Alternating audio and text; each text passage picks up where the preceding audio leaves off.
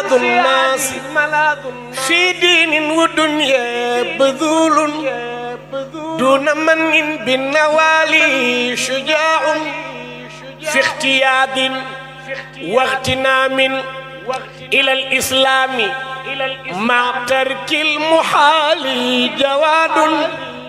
ICFA Institute, Al Madina Travel, Salum Jidda, Sen Info International ak tarixa Tijaaniya in America si njiital suñu imam Mouhammad Muntaqa Sakho ñoo leen di may émission bu mag bi. Bismillahi rahmaani rahim. الدرس الرابع من كتاب أبي حامد الغزالي رحمة الله عليه. أيها الولد، قال: لا تكن من الأعمال مفلسا ولا من الأحوال خاليا. Be not bankrupt, or do not be bankrupt. You can say be not bankrupt or do not be bankrupt. Be not bankrupt of good deeds.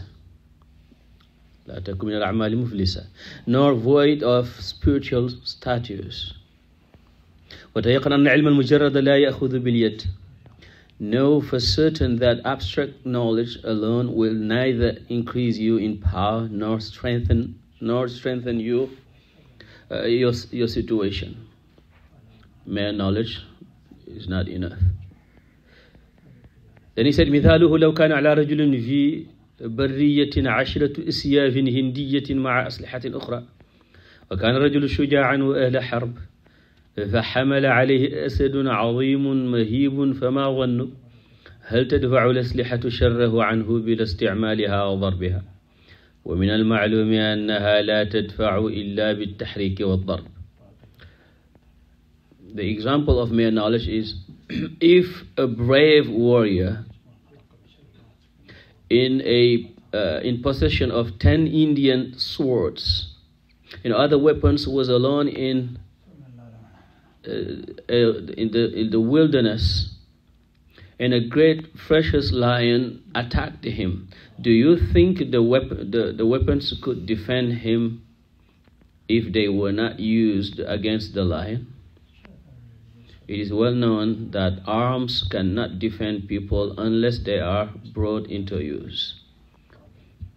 I mean, knowledge is just like that, the arm. They will not benefit if we don't use them. Likewise, the knowledge we have, you can learn all the books, you can memorize the Quran, know all the Sunnah. If you don't use them, they will not defend you. They will not. If you do not practice them, they are of no use for us. That's why the Holy Prophet ﷺ said, رُبَّ قَارِئٍ لِلْقُرْآنِ وَالْقُرْآنُ يَلْعَنُهُ. There are many who recite the Quran when the Quran curses them. Because the Quran is حُجَّةٌ لَنَا أَوْ عَلَيْنَا وَالْعِيَاذُ بِاللَّهِ, is either a proof for you or against you. As the Holy Prophet ﷺ said. He said, فكذلك لو قرأ رجل 100,000 مسألة علمية وتعلمها ولم يعمل بها لا تفيده إلا بالعمل. By the same principle, if a man read 100,000 scientific theories, 100,000 books, or scientific theories, you say, meaning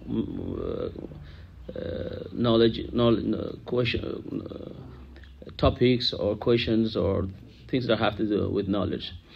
If a man read 100,000 scientific theories, they would be of no use to him if he did not try and apply them. ومثال أيضا لو كان لرجل حرارة ومرض صفراوي يكون علاجه بالسكنجبين والكشكاب فلا يحصل البرء إلا باستعمالهما. I mean, this is going to be. Similarly, if a man suffering from fever and kidney disorder, he should be treated with ginger and other plants. This secunjabin is a plant that they used to use for cure. Without treatment, no recovery is achieved. Without treatment, no recovery is achieved. For example, you have a headache, and you are told that, find a leaf or Tylenol. You go to the pharmacy, you buy the olive or a Tylenol. Just bring it and put it on the table. Is it going to cure you? Of course no. Say that's the use of knowledge if you do not apply it. We ask Allah Tabaraka wa Ta'ala to grant us beneficial knowledge, and we ask Him Ta'ala to grant us the application and the acceptance. Hada wa sallallahu ala mawlana Muhammad.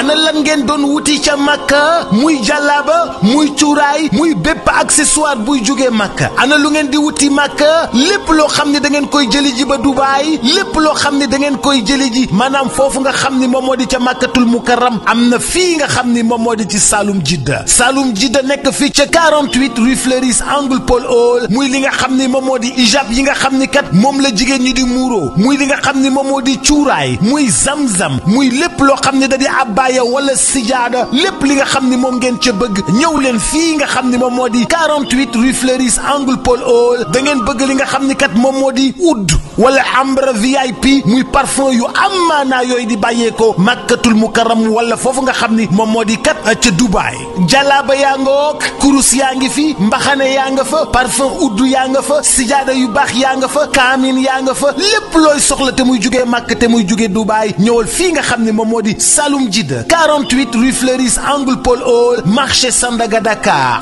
bazin yu baax sax am nañ ko bazin yu baax a baax ca Saloum Jidda rawatina nag lem yoo xam ne ña nga jóge Màkk yi miel jëlal gaaw 77 356 32 32 77 356 32 32 wala 77 562 24 24